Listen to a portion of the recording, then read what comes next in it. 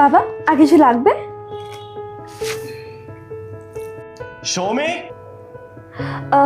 আমি খাবার খাচ্ছি, তুমি আগে এসো এদিকে একবার। খেয়ে আসি। পরে খাবে, এসো। আপনি বসুন, আমি আসছি। হ্যাঁ বলো, ডাকছিলে?